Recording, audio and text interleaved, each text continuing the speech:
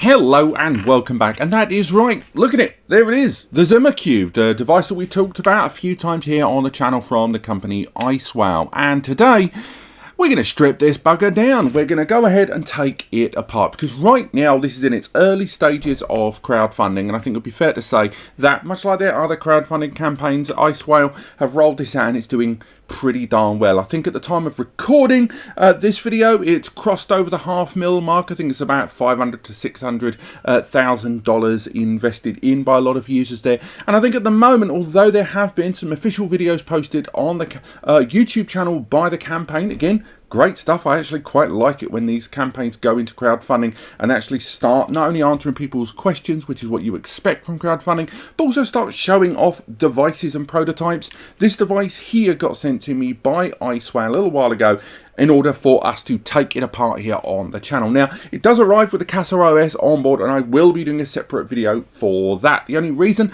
I'm not doing a combined hardware-software video for this right now is the CastleOS this is rolling out the gate with is the version that you saw arriving on the likes of the ZimaBlade and the Motherboard, much more compact, smaller form modular systems. And there is an improved version with CastleOS with applications and improvements that they've already showed off on their channel a little bit already, being integrated into a much bigger release.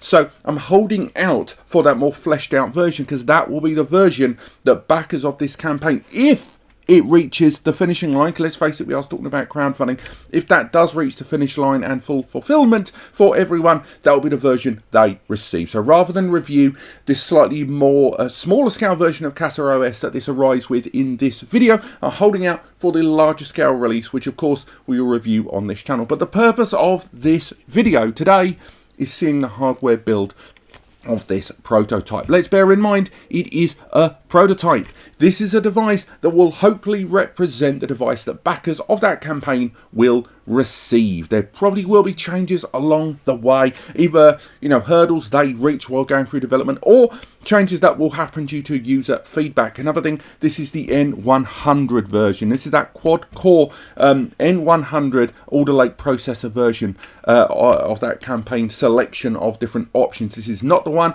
with that big old beefy graphics card. This is not the one that's got that 12th gen Intel i5. This is that smaller scale version. Hopefully we'll get the other one in, or at the very least some of the components for us to talk about later on. But that's enough of the old jibber jabber. Let's take a quick look at some of the bits and bobs that we're dealing with here. So number one, our external PSU. This is something I think a lot of users wondering about the back of this device. This not having an internal PSU there, this device arriving with a standard DC out there on the rear and arriving with that external PSU. I've set up a double camera system here. This camera over here is going to be utilised for a lot of the close-up stuff there, so I'm going to be flicking between these views. So I apologise if sometimes I'm looking at that camera, well I should be looking at that one. But over here we've got this PSU. It's an external 220 PSU external power brick there. Pretty darn good. It's a cloverleaf Mickey Mouse connector there on the rear. All fairly standard stuff. It's a decent enough PSU. It is Hunt key.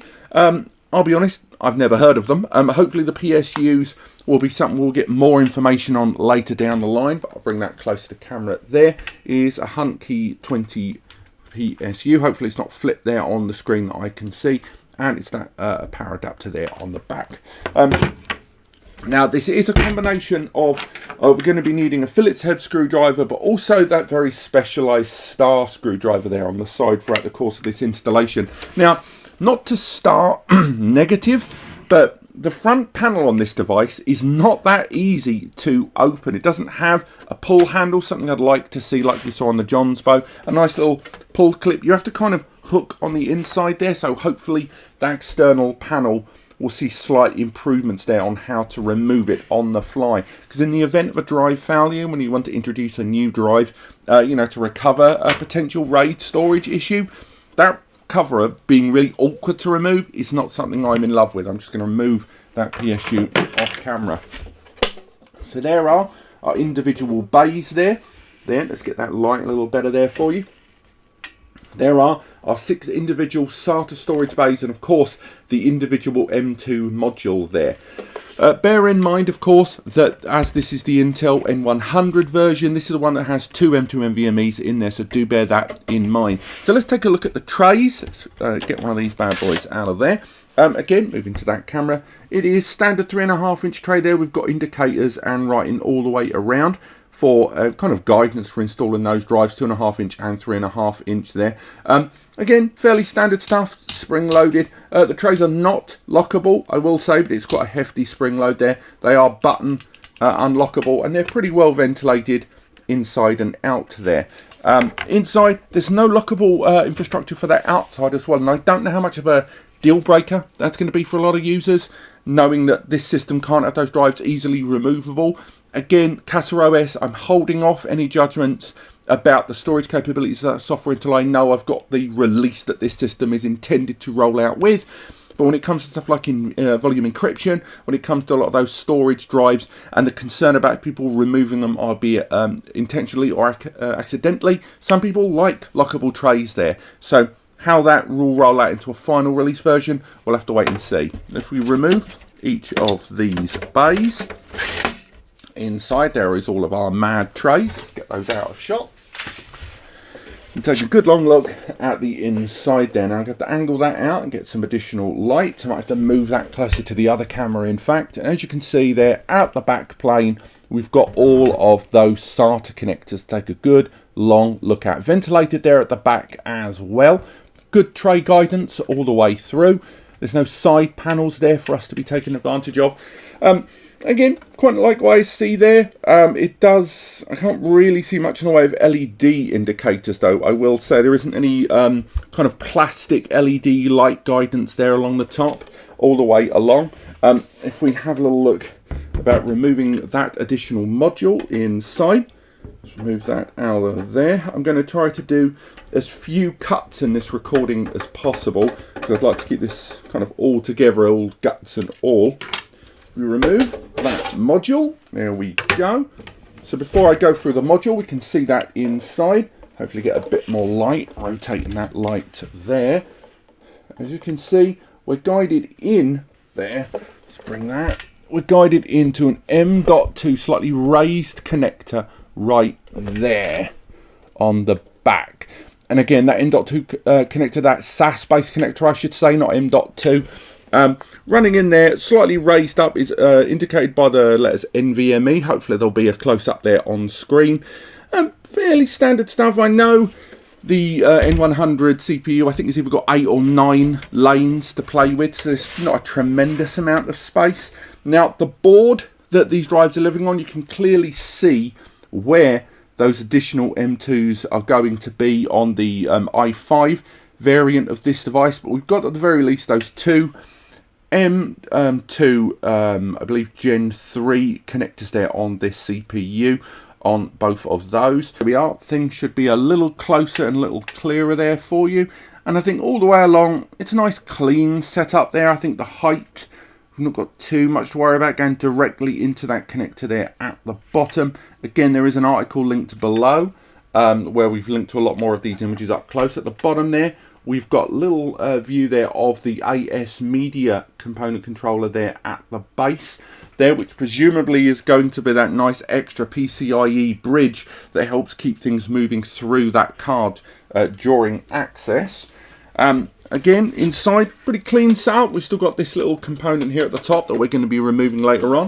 If we look at the sides, we've got a whole ton of ventilation there.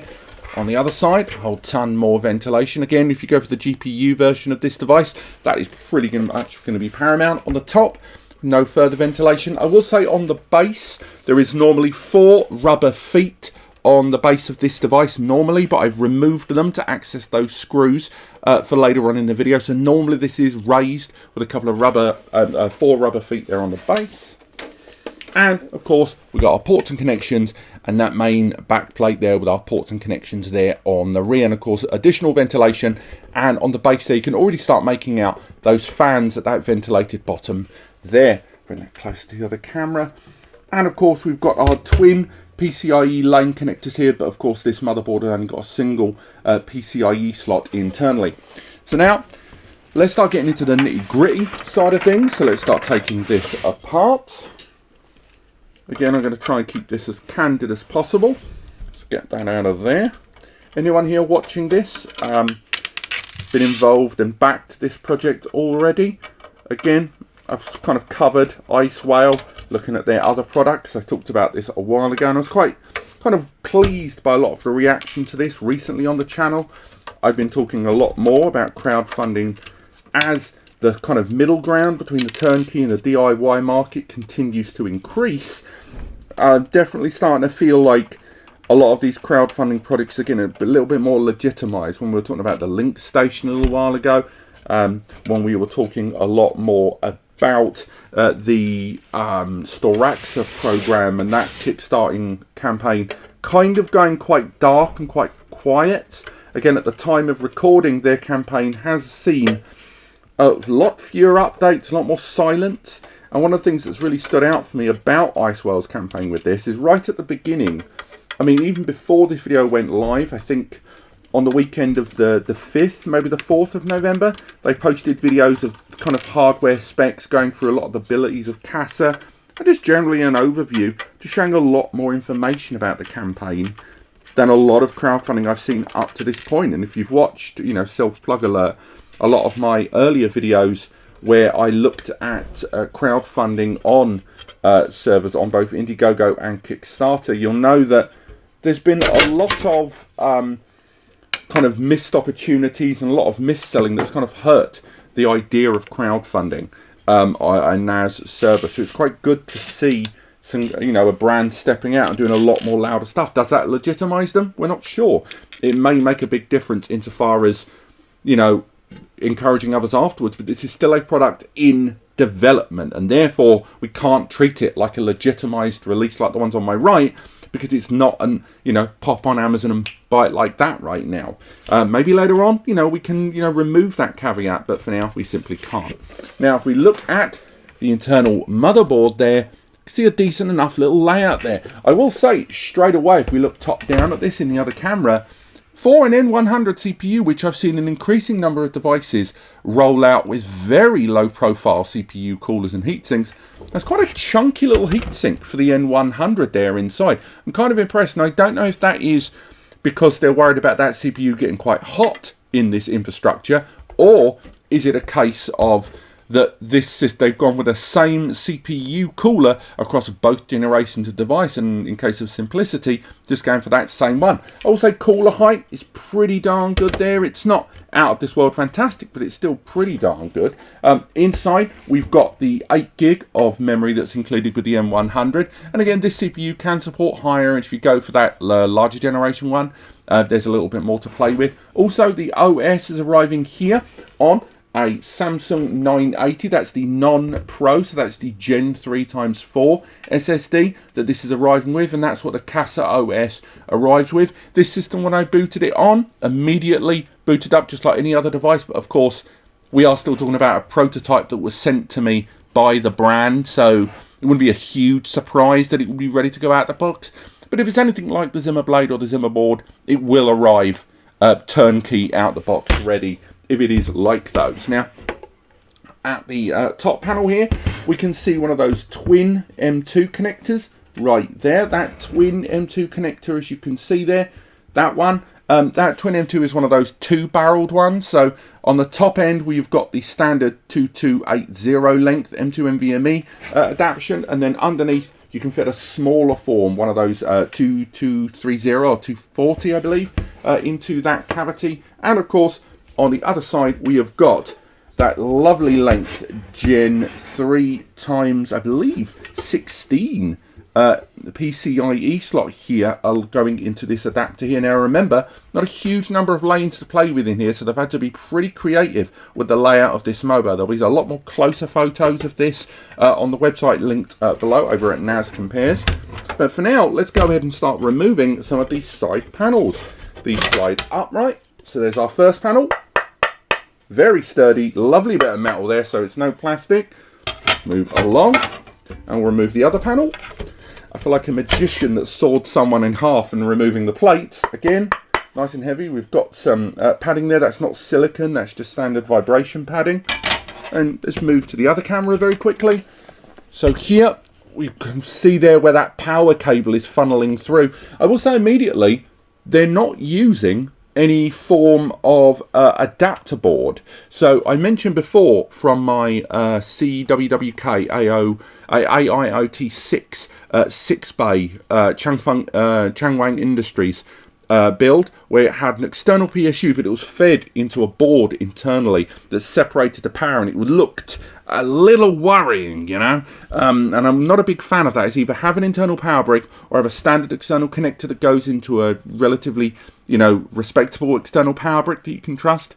This doesn't go for that kind of internal board separator, the power supply, the power divider. This is going for the state directly into 4-pin connector there, into the Mobo there at the top of the case, which is still pretty darn good as far as I'm concerned. And on the other side, we've still got the same funneling going on there, but obviously there's a lot more space been afforded there for that PCIe slot that's going to be angling down internally. Now, what we'll do next, if we're going to remove the base panel underneath this, let's grab ourselves our screwdriver here, start making our way even deeper into this and remove our other panel. There, make sure we didn't get these mixed up. Again, fair play to the brand. They've clearly gone into this crowdfunding with a pre-made, you know, prototype ready. I assume this is not the same prototype that we saw on their YouTube channel, but I think that was an N100. I've seen slight differences on how it was sent. I will add, actually, the box that this arrived with was incredibly underwhelming. Again, I don't know if the eventual unit will arrive like this. I doubt it, because the brand has kind of been quite swish on a lot of their branding previously. So I'm inclined to kind of hope that it's going to get nicer units. This arrived in a very plain box, was at least well protected. But that's why you're not seeing the unboxing in this video. But if we remove the base panel, again, another base panel there. It's just like a nice silicon line around the edge, but not too much to write home about. And full ventilation there for the individual hard drive bays there into the base. So next, let's go ahead and remove this front panel. This is going to be clipped in somehow. Okay, we've got some side clips. Pop that along there.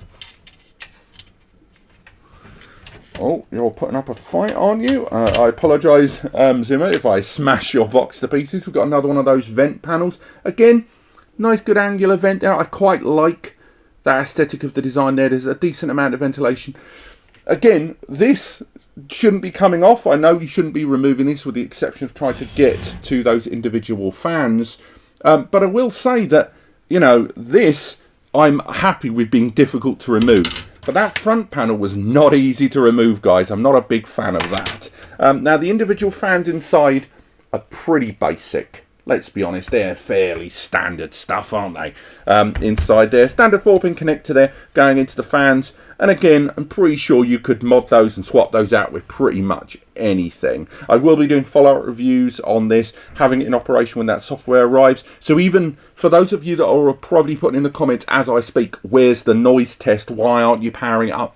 And stuff like that. The only reason I'm not doing that, again, as mentioned earlier on in the video, is I don't want to do that until I've got the proper release version of the software, because that can make all the difference in terms of efficiency, fan control, and operational noise and power consumption. So I'm not including that in this video, because that could very well be completely invalidated by the time their supposed final release of that software intended for this rolls out. So that's the only reason it's not being included. But they're fairly standard, those fans there, they're at the base. Again, if we have a little look on the other side, we've got that front panel there, so why don't we crack that panel off as well. I think this one's going to put up more of a fight. No, it isn't, shockingly. So there is our next fan there with the individual connector guidelines there, vented all the way through. Boom, and we're slowly taking this bad boy apart. Again, loads of ventilation. One thing I will say, no more fans. We've just got those rear fans there, but there's no additional fans here on the front. Now, on the N100, I'm not that concerned. I don't care less. It's only, what, you know, it's basically a Celeron early Pentium at best, a little higher clock, I'll grant you. But when I get the i5 version, I sort of want some vents here, because there will be additional ventilation from the PCIe card, particularly those that went for the, I believe, the Creator tier. I might have got that name wrong, where the GPU card's going to go in here. So that ventilation's coming via the side, and there was ventilation in those panels.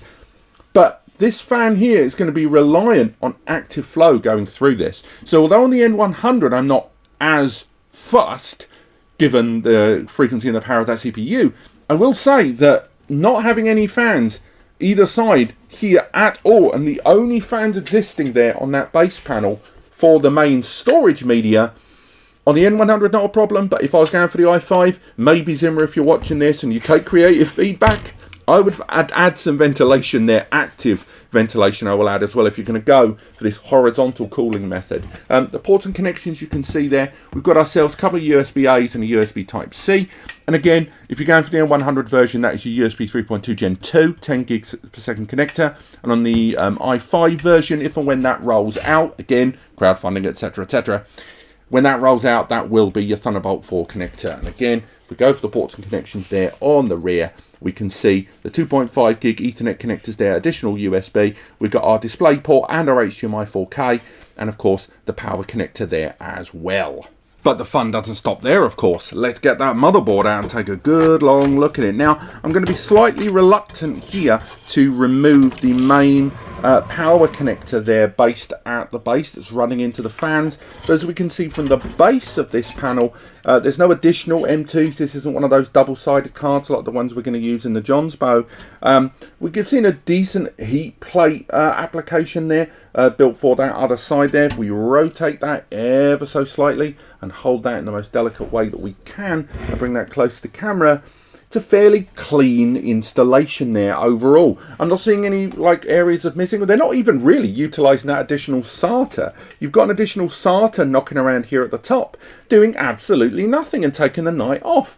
Indeed, a lot of these motherboard connectors, it's clearly using a fairly pre-existing MITX motherboard here with light modifications throughout, but so a lot of those light modifications, like the integration of the USB Type-C, the integration of the older ports that are existing there doing sweet fanning Adams, other than that, I'm not going to critique them too much. We are still talking about a box that is rolling out the gate at, what was it, around $400 for this, for a 6-bay SATA device that's also going to be rolling out with USB connectivity there, the M2 NVMe bays, the additional M2 NVMe bay inside and 2.5 GBE. I think there is a lot to still, claim this to be very competitive about. But I'm not going to say that this is a 100% custom motherboard, because it simply isn't. The motherboard inside there is clearly pre-existing, and that's really it. I mean, I could go absolutely bananas, get inside that system and pull out that Mobo inside, but it's clearly being connected there via a riser board that's running into the side there. Via the removal of an additional 6 screws, we can then open up this fan module here and take a good look about that back plane inside. Now over here we've got the back of that M.2 kind of expander card that's being fed into the U.2 connector, the SAS-based connector there at the rear, and the rest of it. But what's really intriguing is over here is how data is being sent back and forth. Over here we're using quite a unique methodology here of using that ED connector, the EDP. If we cover that up there once again, and that is being fed all the way along. Let's get that inserted back in without we've disconnected a fan. Let's get that in there. We don't want the fan to stop working. That cable funnels all the way in, if we move it up here, into that motherboard. And I know I'm clanging things on the table. I apologize. This is very ad hoc just to get this out to you guys. And as you can see down here, we've got the other side of that connector feeding directly into another EDP connector, EDP1 to be precise. So that is how data transmission is taking place, rather than using the traditional SATA connectors that people would associate with these individual ports that are being fed into a main board. Clearly they're using here a much higher bandwidth connection, not only for those individual SATA bays, but also for that main card there. Again, I know this has been clingy and clangy and noisy. I think I'm going to wrap things up now, but ultimately I would say this is a very impressive and very well put together case. We will, of course, be heading into that software very, very soon. Right now, I'll be taking a lot more images of this, a little bit more of rotational stuff, you know, going into some of the individual components like that memory they've included here, which is a Samsung 8 gig double-sided module there. Stuff like that, some of the really nitty-gritty that if you really, really want to know about will be added into the article linked below. Now, unless there's something I've missed in the hardware for you, again, bear in mind, I do not want to power this device on without, or at least do a provisional review of the software on this device until we've got the newer intended version that's going to roll out with it. But above and beyond that, that's really what I'm seeing in terms of hardware construction, a very unique, well put together chassis, and hopefully this is something that will finish crowdfunding, because let's face it, again, as mentioned, this isn't a retail sense in the normal sense of the word, retail device in the normal sense of the word. But fingers crossed, this is going to be representative of what we see. And what I'm really intrigued to see is how this is going to compare to that i5 model. Now, I've not backed it personally. I've not backed it because I've already backed a bunch of campaigns this year for the channel. I haven't, and luckily we've got this one here. But if you're listening iSwell and you want to send the i5 so we can do a direct comparison of these, that'll be dandy. Or just send me the motherboard, but we'll find out. But apart from that, as a prototype, remember, big caveats, I like what I'm seeing. I think this is a real device. I think if it wasn't a real campaign or they were Mickey Mouse, they wouldn't go to this much level of constructing this much of a chassis, knowing the demand that clearly is there for this. And with that in mind, I like what I'm seeing. But remember, it's a prototype, and remember, this is the N100 version of this. This is not representative of the bigger, badder ass stuff. Now, for those of you looking at that price tag, which during the campaign, again, for this model, depending on your currency and your tax, is about 400 to 500 nicker, somewhere in that margin, depending on your currency and your conversions and everything in the middle and your charges with your banks or your tax and your shipping. I don't know where you live. A lot of users are saying that it's costing a little bit more than it should. Now, it is not my place to defend iSwell in any way, but what I say right now, I say with my own observances from within the world of network attached storage.